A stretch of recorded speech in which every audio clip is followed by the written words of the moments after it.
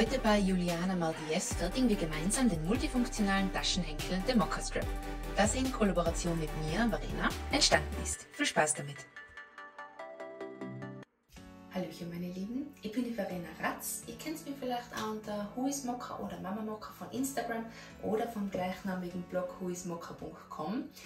Ich bin Lifestyle-Bloggerin der ersten Stunde, kann man sagen. Ja, ich bin echt schon sehr, sehr lange in dem Business und ja, ich freue mich, dass wir heute gemeinsam ein tolles Do-it-yourself-Projekt umsetzen und starten können. Und ja, ich würde sagen, wir legen gleich mal los. Ich freue mich wirklich sehr, dass du dich für mein Do-it-yourself-Set entschieden hast. Da steckt jetzt schon ganz, ganz viel Liebe drin und durch die bekommt es einfach nochmal die persönliche Note. Das kann also nur großartig werden. Es handelt sich dabei um Taschenstraps. Ich habe in dem Fall meine schlichte Tasche mit kurzem Henkel einfach aufgebaut, mit einem langen Strap, weil es einfach super praktisch für den Alltag ist, gerade als Mama mit Kindern, wenn ich das einfach umhängen kann. Genau, ich kann damit große und kleine Taschen aufbauen. Wir haben auch einen kurzen Henkel und es ist einfach ein wundervolles, nachhaltiges Keepies, an dem man sicher lange Freude haben wird. Den Henkel gibt es in zwei verschiedenen Längen. Da hätten wir einmal da das lange Modell, das kann man super crossbody tragen oder einfach über die Schulter. Oder funktioniert auch toll über den Kinderwagen, also wenn ich meine Tasche einfach über den Kinderwagen hängen will. Und dann hätten wir dann noch einmal das kurze Modell, funktioniert auch auf der Schulter, in der Armbeuge oder einfach so lockerlässig in der Hand. Ja, du kannst für dich selber entscheiden, will ich nur einen kurzen Henkel, will ich auch den langen Strap, will ich beide im Set. Und im Video, was wir gleich abspielen, wirst du definitiv beide Techniken kennenlernen. Die Mokka Straps gehören übrigens zur Kategorie Ready to Craft. Das bedeutet wie immer, dass du keine Erfahrungen im Do-it-yourself-Bereich mitbringen musst. Denn wie immer wird dir Schritt für Schritt gezeigt, was im kleinsten Detail zu tun ist, bis eben beispielsweise solche Taschenstraps fertig sind. Also mach einfach direkt mit, pausiere das Video zwischendurch gerne mal, um alles genauer nachzumachen, genau so wie wir es eben vormachen. Wenn du das Juliana Mardies, den Mokka Strap Do-it-yourself-Set schon daheim hast, dann können wir auch direkt mit unserem Projekt starten. Du findest alles, was du dafür brauchst, in entsprechender Menge und natürlich wie gewohnt in bester Qualität in dieser Box. Und ja, die schauen wir uns jetzt einmal gemeinsam an und starten direkt los. Hi, an dieser Stelle spricht Juliana, die Gründerin vom DIY-Modelabel. Wir schauen mal, was sich hier in unserem DIY-Set befindet. Neben dem Umschlag mit nützlichen Informationen natürlich auch die Karabinerhaken in der Farbe eurer Wahl, genau wie das Paracord-Band in zwei ausgewählten Farben und einer Nadel genau in der richtigen Stärke, die wir später zum Vernähen brauchen. Nehmt euch einen der kleinen Karabinerhaken und Juliana zeigt euch jetzt die Knotung. Damit das Ganze nicht verrutscht, benutze ich jetzt ein bisschen Kreppband, um mir meinen Karabinerhaken hier auf dem Tisch festzumachen. Dafür gehe ich hier oben direkt durch den Haken mit dem Klebeband. Ich habe mir hier so ein breites einfach in der Mitte zerteilt, aber nehmt einfach das Klebeband, das ihr da habt. Klebt mir das hier einmal gerade vor mich und damit dieser Streifen nicht so schnell vom Tisch abgeht, klebe ich sogar rechts und links noch eine kleine Befestigung drauf. Ja, jetzt sieht das Ganze fest aus und als nächstes nehmen wir uns die Bänder dazu, denn die möchten wir jetzt hier an dem Steg befestigen. Mein Band nehme ich einmal genau in der Hälfte gefaltet und lege dann die Schlaufe einmal von vorne nach hinten um meinen Steg und ziehe dann meine beiden Enden durch diese Schlaufe. Bis sie komplett durch sind, dann ziehe ich das Ganze fest. Lest in eurem Spickzettel nach, wie lang jedes Ende hängen soll. Genau das gleiche machen wir dann auch mit unserem anderen Band, egal ob es eine andere Farbe hat oder ob ihr die gleiche gewählt habt. Nachdem wir das Band in der Hälfte genommen haben, führen wir die Schlaufe von vorne nach hinten um den Steg, ziehen unsere Enden durch, machen den Knoten einmal fest. Bitte achtet wieder auf die Längenangabe der Bänder auf eurem Spickzettel. Dann geht's los mit der Knotung. Ich fange hier mit dem linken Band an, in meinem Fall hier das linke weiße, lege es hier in so einem Bogen über meine beiden mittleren Bänder, die lasse ich einfach hängen und führe dann das Ende von dem Band, was ich gerade genommen habe, also dem linken weißen, von unten nach oben durch meine gelegte Schlaufe. Also ich führe das weiße Band sozusagen einmal von oben nach unten um meine mittigen Bänder und ziehe mir das Ganze einmal fest, bis der Knoten ganz nach oben rutscht, so, und auch wirklich schön fest sitzt. Das gleiche mache ich jetzt mit dem rechten hängenden Band, nur spiegelverkehrt. Ich lege es also wieder über meine mittleren Bänder in einem Bogen und führe das Ende dann um die mittleren Bänder, also hinter die mittleren Bänder, um von unten nach oben hier durch meine Schlaufe zu kommen.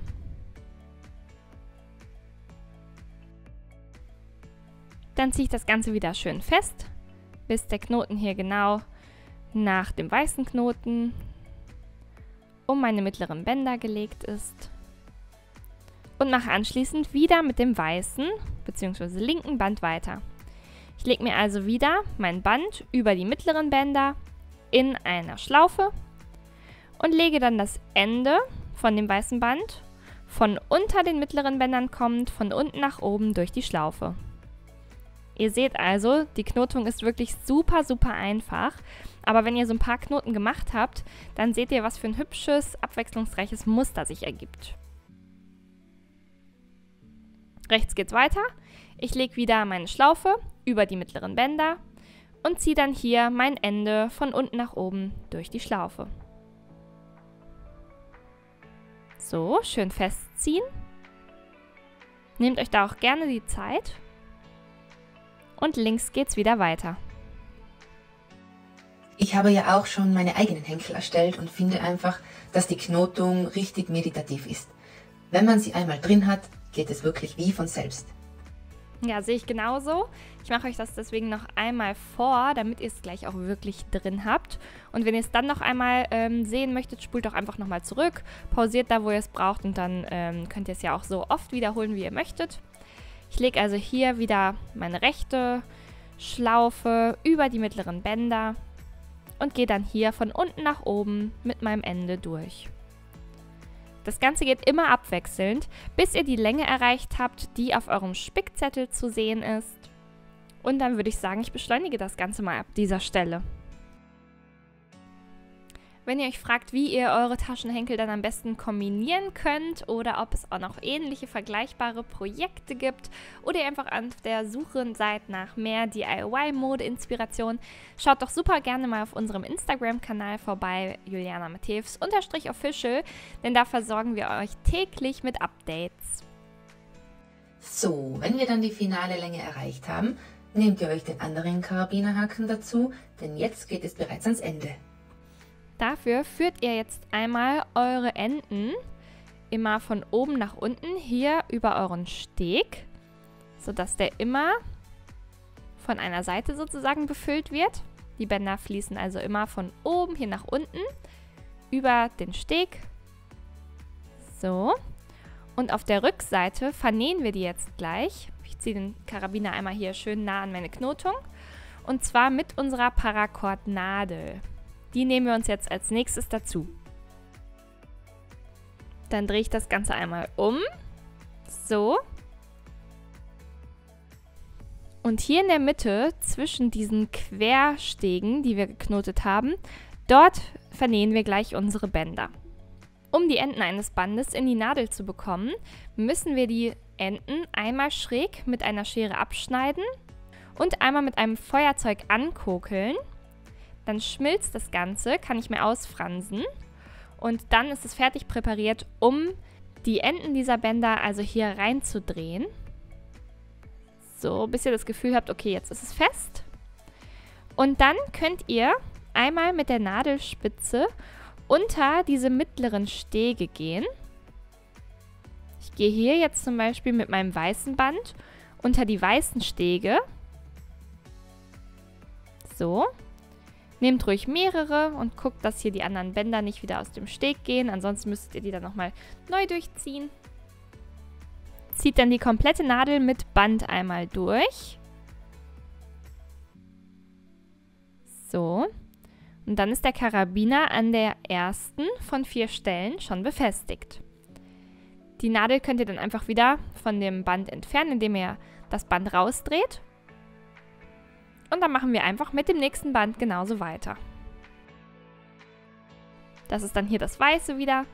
Auch das drehe ich in meine Nadel und ziehe es dann auch wieder unter meine weißen Stege für ein paar Knoten lang durch.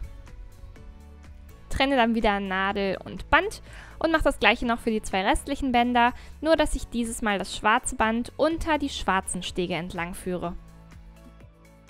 Wenn ich das mit allen Bändern gemacht habe, dann sieht das Ganze so aus von der Vorderseite. Alle Bänder sind einfach nach hinten geführt und hier durch die weißen und schwarzen Stege geführt worden. Ja, und damit das Ganze hier nicht einfach noch so rumhängt, möchten wir das noch schön abschließen. Wir nehmen uns immer Band für Band vor, nehmen uns einmal unsere Schere und ein Feuerzeug dazu. Dann schneide ich hier also das erste Band kurz ab. Da stehen nur noch so ein halber Zentimeter oder so über. Mach das auch mit dem nächsten. Und den letzten beiden. Und damit das Ganze jetzt nicht ausfranst und gleichzeitig dann noch so ein bisschen befestigt wird, können wir jetzt einmal unsere Flächen, die wir gerade beschnitten haben, schmelzen und mit unserer Paracord-Nadel einmal schön in die Bänder drücken. Ich zeige euch das einmal. Ich gucke hier also gerade ein Ende an, lege mir das auf den Tisch und drücke hier mit meiner Nadelspitze mein Ende einmal platt. Dabei gelingt es mir sogar, den äußeren Mantel des Bandes, den hier schwarzen, über meinen inneren hier weißen etwas zu stülpen. So ist es also noch weniger sichtbar, dass wir da etwas abgeschnitten und verklebt haben. Auch hier, wenn es noch heiß ist und in einem geschmolzenen Zustand, dann werde ich das hier wieder festdrücken. So sieht das Ganze aus und jetzt fehlen nur noch meine zwei weißen Bänder. Da funktioniert das wieder genauso. Ich schmelze die Bänder, drücke das Ganze hier an, auch gerne so ein bisschen zwischen die Knoten und mache das noch mit dem letzten.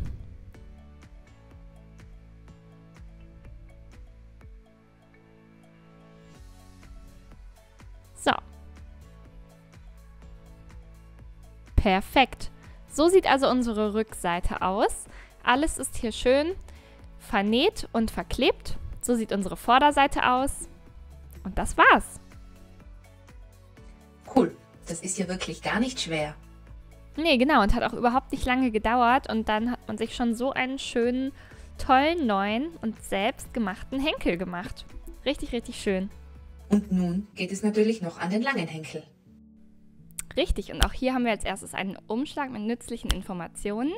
Dann eben zwei von unseren Bändern, aber eben deutlich mehr, denn der Strap wird dicker und länger.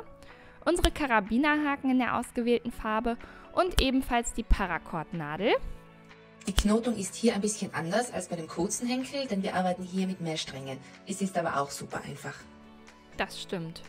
Eins der Bündel müssen wir jetzt nochmal in der Hälfte durchschneiden.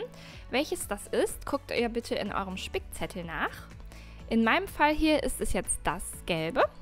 Und ich nehme jetzt einfach meine beiden Enden zusammen und ermittle, indem ich hier mit den Fingern einmal rüberfahre, genau die Hälfte meines Bandes. Und da möchte ich es dann in der Mitte durchschneiden. So, ein Schnitt, zack. Und damit uns das Ganze aber jetzt nicht ausfranst, ist es ganz wichtig, dass wir die Enden jetzt einmal mit einem Feuerzeug anschmelzen und versiegeln. Kann ein ganz normales Feuerzeug sein. Ja, und dann gehe ich einfach hier mit der Flamme über ein Ende. Ziehe dann, wenn es nicht mehr zu heiß ist, mit den Fingern hier einmal den Mantel, den gelben Mantel des Bandes, über den Kern. Und das mache ich mit allen Enden, die ich abgeschnitten habe. Und dann kann es gleich weitergehen. Jetzt benötigen wir einen der Karabinerhaken und möchten unsere inzwischen ja 3 Bänder hier an diesem Steg befestigen. Ich zeige euch jetzt wie. Ich nehme mir mein erstes Band, einmal wieder in der Hälfte, schneide es aber diesmal nicht durch, sondern stecke hier einmal die Schlaufe von vorne nach hinten über meinen Steg und ziehe dann einmal diese beiden Enden durch meine Schlaufe, die ich gerade gelegt habe. Ziehe das einmal komplett durch. Jetzt am Anfang sind die Bänder noch sehr lang. Und dann ziehe ich den Knoten einmal fest. Das ist jetzt mein Band, was ich links platzieren möchte. Ihr guckt auf eurem Spickzettel bitte wieder nach, welches wo platziert sein soll. Gerade wenn ihr unterschiedliche Farben habt, dann ist das natürlich sehr wichtig. Ich lege jetzt als nächstes das Band hier genauso drüber mit der Schlaufe über meinen Steg und ziehe die Enden durch, wie ich es zuvor gemacht habe, und platziere es diesmal an der rechten Seite. So. Schön festziehen. Und in der Mitte fehlt jetzt noch mein lilanes. Das mache ich als nächstes dran. Auch hier nehme ich es erstmal wieder einmal in der Hälfte und stecke meine Enden hier durch meine Schlaufe, ziehe das Ganze durch und dann bin ich erstmal fertig und fast bereit zum Knoten. Aber eine Sache müssen wir noch tun, nämlich müssen wir als nächstes einmal kontrollieren, dass unsere Bänderenden, also die 6 Bänder, die hier runterhängen, genau die Längen haben, in denen wir sie brauchen. Guckt dafür bitte auf euren Spickzettel, denn die hängen unterschiedlich lang, das ist ganz wichtig. Und bitte löst dann die Bänder oder die Knoten dieser Bänder einmal so und schiebt so ein bisschen Bandlänge hin und her in die Bänder, die ihr braucht. Ich habe jetzt hier ein bisschen was gelockert, würde dann zum Beispiel hier rechts ein bisschen mehr Band nachgeben und messt dann bitte nach, dass alle Bänder, die ihr hier hängen habt, alle 6 genau die Längen haben, die in eurem Spickzettel stehen. Erst dann kann es weitergehen. Jetzt brauchen wir einmal die Gummibänder, die bei eurem DIY-Set dabei lagen, denn manche der Bänder sind jetzt ziemlich lang und ich zeige euch jetzt hier eine kleine Aufwickeltechnik.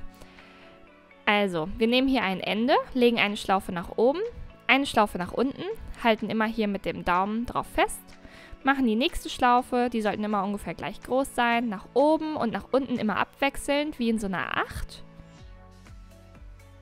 Bis ihr die gesamte Bandlänge bis auf vielleicht so einen halben Meter einmal aufgewickelt habt. Denn diese Technik ist super gut geeignet, könnt ihr euch auch mal merken, um so ein fortlaufendes Band zu haben. Wir machen hier gleich das Gummiband hier drum, aber immer wenn ihr daran zieht und ein bisschen mehr Band braucht, dann müsst ihr das Gummiband nicht lösen, sondern könnt einfach ein bisschen Band hier aus eurem Bündel ziehen. Das ist super praktisch. Bitte wickelt jetzt die folgenden Bänder auf. Einmal die beiden mittleren und dann die jeweils ganz äußeren. So sieht das Ganze jetzt aus und damit mir das Ganze beim Knoten gleich nicht verrutscht, nehme ich mir jetzt so ein bisschen Kreppband dazu. Kann auch irgendein anderes Klebeband sein, Paketklebeband oder was ihr so da habt. Und ich klebe mir den Karabiner auf dem Tisch fest. Ich gehe dafür einmal mit meinem Klebeband hier durch meinen Karabiner. Klebe mir den fest und befestige dann gleich auch nochmal den Klebestreifen mit 2 Extrastreifen auf dem Tisch, damit das Ganze noch so ein bisschen mehr Stabilität hat. Mir hat die Makramee-Knotentechnik hier schon beim Mila-Gürtel so gut gefallen und daher wollte ich diese Technik unbedingt auch bei meinem Mokka-Strap haben. Ja, dann würde ich mal sagen, ran ans Knoten. Ich zeige euch jetzt, wie genauer das geht mit euren 6 Bändern, die ihr hier schon so perfekt vorbereitet habt. Einen Knoten erzeugt man immer mit 3 Bändern gleichzeitig, also man arbeitet entweder mit den 3 linken Bändern oder den 3 rechten. Ich fange links an, lege mein äußeres Band über das zweite Band von außen, genau hier, also in meinem Fall gelb über gelb, lege dann mein drittes Band, hier das lilane, über das gerade gelegte, was hier ja in so einer Schlaufe kam. Und mein lilanes, was ich jetzt in dieser Hand habe, möchte ich jetzt genau hier durch die Schlaufe ziehen. Und zwar von schräg hier unten, unter dem Kreuz durch, von unten nach oben. Wenn ich das habe, ziehe ich die Bänder einmal fest. So, auch wirklich schön festziehen bitte. Und genau das gleiche mache ich jetzt nochmal, aber spiegelverkehrt, aber mit den gleichen Bändern. Ich lege mir wieder mein gelbes Band, diesmal kommt es ja aus der Mitte, über mein zweites Band, genau hier, in so einer Schlaufe, lege mir das lilane jetzt darüber und möchte es hier wieder durch diese Fläche ziehen, von unten nach oben. Ich gehe hier schräg drunter durch und ziehe das ganze Knäuel einmal durch. Und dann ziehe ich den Knoten einmal komplett fest. So, das ist der Knoten, also einmal hin in die eine Richtung, zurück in die andere, den wir jetzt die ganze Zeit über für den Strap brauchen. Ich zeige euch das aber natürlich gleich nochmal. Weiter geht's jetzt mit den anderen 3 Bändern, aber genauso wie ich es euch gerade gezeigt habe. Wir legen uns die also einmal parat, fangen jetzt wieder außen an, das ist immer der erste Schritt, immer von außen nach innen, legen das Gelbe hier in so einer Schlaufe über das nächste. Dann nehmen wir das danach und legen es wieder darüber und ziehen das Lilane hier in meinem Fall, also das, was wir als letztes drüber gelegt haben, hier durch diese Schlaufe. Von unten nach oben und einmal hier schräg rüber. Super. Das ziehe ich dann wieder fest. Guckt auch, dass alle Bänder schön fest sind. Das ist ganz wichtig. Je fester und ordentlicher, desto schöner. Und genauso geht es wieder zurück. Ich lege mir wieder das Gelbe, diesmal von innen kommend, über das nächste in einer Schlaufe. Lege dann das rechte, hier äußere, darüber. Und das ist auch das, was ich hier durch meine Schlaufe ziehe. Es wirkt jetzt bei den ersten Knoten wahrscheinlich komplizierter, als es ist. Man muss es einfach ein paar Mal selber gemacht haben und irgendwann hat man dann den Bogen raus und weiß genau, was zu tun ist. Damit wir jetzt aber nicht zwei einzelne Stränge knoten, ist es wichtig, dass wir, wenn wir einen Knoten links und rechts fertig haben, einmal hier die Mitte überkreuzen. Bitte legt jetzt das rechte Band über das linke in einem Kreuz, wie hier. Jetzt können wir nämlich mit den linken 3 Bändern wieder weitermachen, haben aber diesmal ein anderes dabei. Und so fügt sich das Ganze dann zusammen. Hier ist es einfach wichtig, dass man bei dem Kreuz in der Mitte immer die eine Seite über die andere legt, denn so wird es wirklich am gleichmäßigsten. Das stimmt, also nicht mal rechts oben und mal links oben, sondern immer gleichmäßig. Ich mache jetzt hier weiter. Leg wieder mein Äußeres über mein zweites, leg das dritte Band darüber und das ist es, welches ich durch die Schlaufe hier ziehe. So, ich habe jetzt also außen gestartet, ziehe das Ganze fest, mache das Ganze natürlich jetzt nochmal von rechts nach links, lege jetzt also wieder mein gelbes Band hier in diesem Fall über das nächste, das andere darüber und ziehe dann das durch meine Schlaufe, hier schräg von unten links kommend. Wieder gut festziehen, dann ist der Knoten schon mal wieder fertig. Ich mache dann rechts mit den 3 Bändern weiter. Jetzt wird hier noch nichts verkreuzt. Ich lasse das Ganze noch so. Lege dann wieder mein rechtes Band über das nächste. Lege das daneben darüber und ziehe es durch meine Schlaufe. Genau hier durch.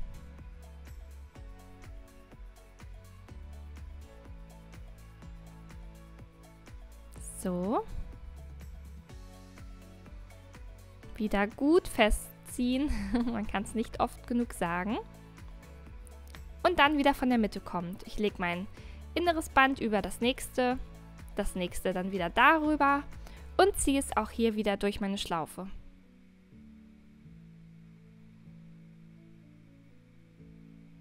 Damit sind wieder auf beiden Seiten die Knoten getan. Ziehe mir das einmal fest.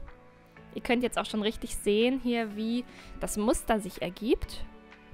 Und damit ich weitermachen kann, lege ich jetzt wieder mein rechtes Band über das linke, sodass die mittleren hier verkreuzt sind.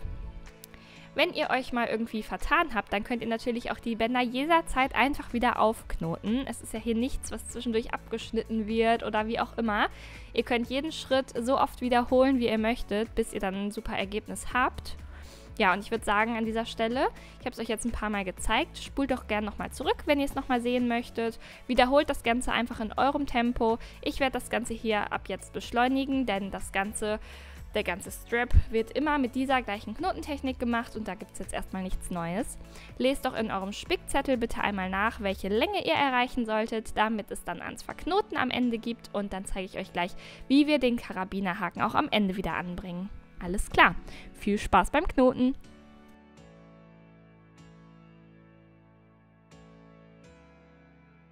Wichtig ist nur, dass ihr die Knoten immer schön festzieht.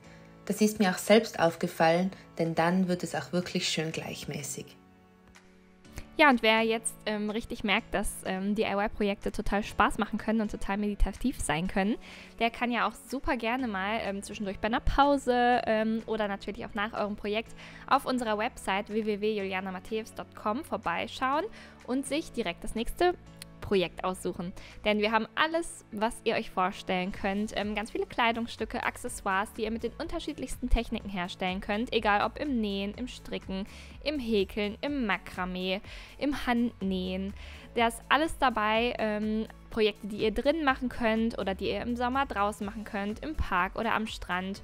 Und ja, die auch total in der Dauer variieren. Also wenn ihr einfach mal Lust habt auf ein halbstündiges Projekt, dann haben wir da auch was. Aber wenn ihr Lust habt, ein ganzes Wochenende zu verbringen, dann natürlich auch.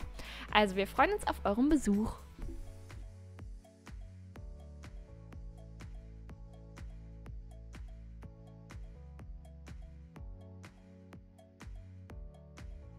Das geht wirklich ratzfatz und wir nähern uns bereits dem Ende. Wir müssen nur noch die Bänder vernähen. Dazu nehmen wir uns unseren zweiten Karabinerhaken. Und wenn wir jetzt noch einzelne Bänder haben, die etwas länger hängen, wir aber die Länge erreicht haben und jetzt quasi fertig sind mit unseren Knoten, schneiden wir einmal die längeren Bänder ab, sodass die alle ungefähr gleich lang sind. Und dieses Mal ist es wichtig, dass alle Bänder schräg abgeschnitten werden.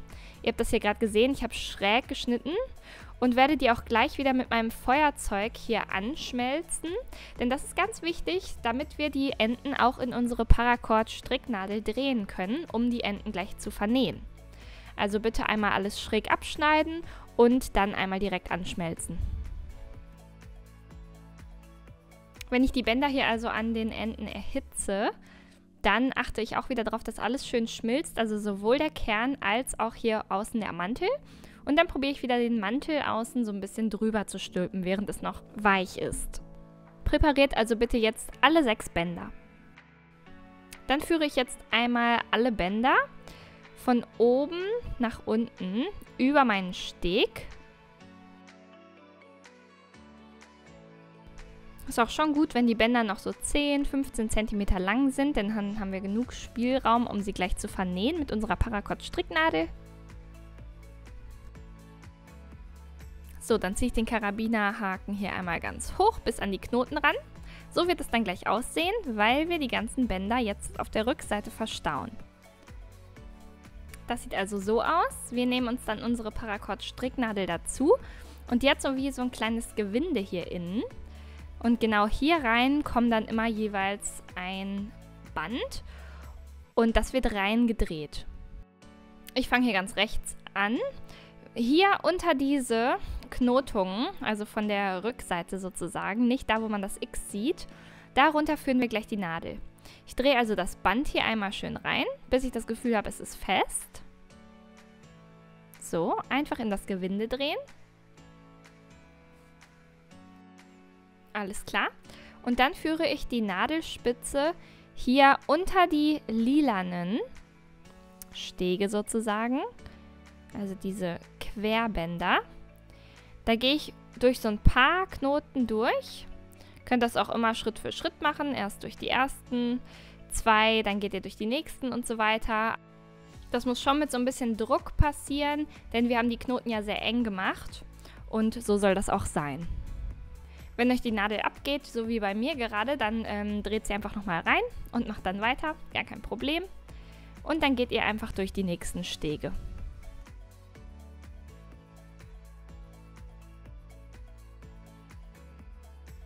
Es wäre auf jeden Fall gut, wenn ihr so mindestens durch 4 Querbänder durchgeht, denn wir möchten ja nicht, dass das Ganze wieder aufgeht, wenn wir unsere Tasche dann dran hängen haben. So ist es dann auf jeden Fall sicher. Ich mache jetzt hier mit dem nächsten Band weiter und führe das genau an der gleichen Stelle durch. So. Gern könnt ihr die auch ein bisschen versetzt enden lassen, also nicht alle unbedingt auf einer Höhe. Da kann ruhig immer mal so ein Steg zwischen unterschiedlich sein. Hier kuppel ich es nochmal neu an, führe es nochmal ein. Manchmal, wenn ihr es zum Beispiel zu dick angeschmolzen habt, könnt ihr ja einfach nochmal knapp vorher schneiden und das Ganze dann noch einmal schmelzen. Hier seht ihr gerade die beiden mittleren Bänder, die führe ich auch hier unter diese schräg verlaufenden Bänder entlang durch.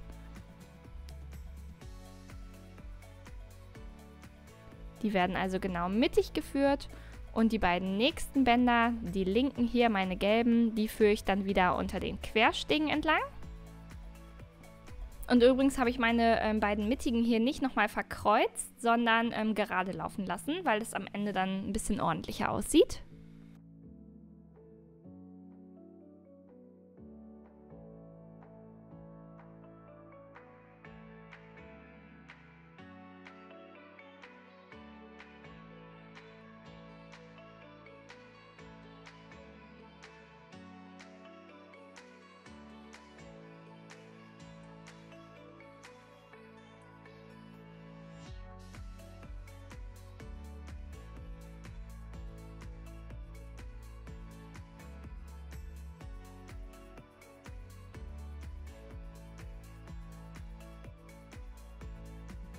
So, ich habe jetzt alle Bänder hier verknotet. Jetzt habe ich hier noch eine wilde Zottelage.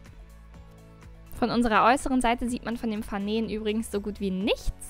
So sollte es auch sein. Und als nächstes werden wir jetzt hier noch die Bänderreste, die jetzt überstehen, abschneiden und verschmelzen.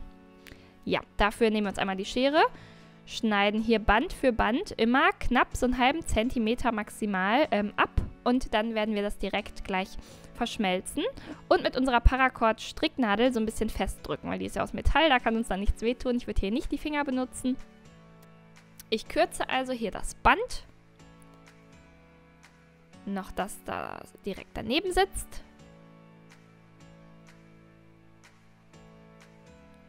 Nehme mir dann schon mal mein Feuerzeug dazu und werde jetzt diese beiden Enden sichern. Einmal schmelzen, bitte Mantel und Kern. Könnt ihr bei beiden auch gleichzeitig machen. Dann schnell mal die Paracord-Stricknadel dazu holen und festdrücken. Auf die restlichen Bänder drücken und auch gleichzeitig den Mantel so ein bisschen über den Kern wieder stülpen. Denn so haben wir gleichzeitig das Ausfransen gesichert und die Bänder auch noch befestigt. Genauso machen wir das jetzt bei diesen mittleren. Die schneide ich auch hier auf einmal ab. Zack. Hole mir mein Feuerzeug dazu.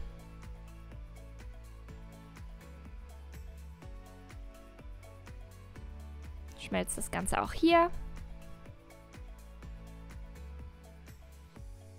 Alles klar. Paracord-Stricknadel dazu. Und dann drücke ich die beiden hier mittig schön rein. Fast so ein bisschen hier in den Tunnel, denn dann sind die noch so ein bisschen unsichtbarer. Perfekt. Sind nur noch 2 über. Die machen wir auch noch. So. Band 1. Band 2. Noch ein letztes Mal das Feuerzeug dazu.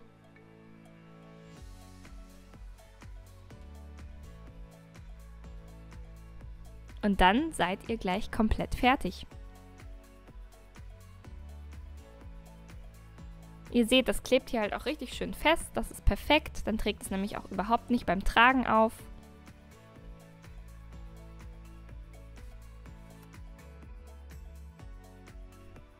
Noch einmal andrücken. Auch hier schön zwischen die Knoten. Und dann war's das. Alles ist verknotet, vernäht, geschmolzen und fertig. Und ich wünsche euch richtig, richtig viel Spaß beim Tragen. So sieht das Ganze jetzt aus. Wunderbar. So, und da sind wir auch schon fertig mit unserem Democca Strap. Das war doch gar nicht so schwer, oder? Ich hoffe, du hast ganz, ganz viel Freude an dem Do-it-yourself-Projekt gehabt, das vielleicht wirklich für eine kleine kreative Auszeit nutzen können. Und ich wünsche dir ganz, ganz viel Freude mit deinem neuen wunderschönen Keypiece. Und übrigens darfst du deine Do-it-yourself-Kreationen natürlich gerne auf Instagram mit uns teilen. Nutzt dazu einfach den Hashtag JulianaMartijevsOnMe. So sehen wir deine tollen Projekte und können natürlich direkt darauf reagieren. Ich bin schon ganz gespannt, welche Democca Straps du nachmachen wirst und vor allem auch für welche Farbkombination du dich entscheiden wirst. Also, viel Freude nochmal damit und bis bald!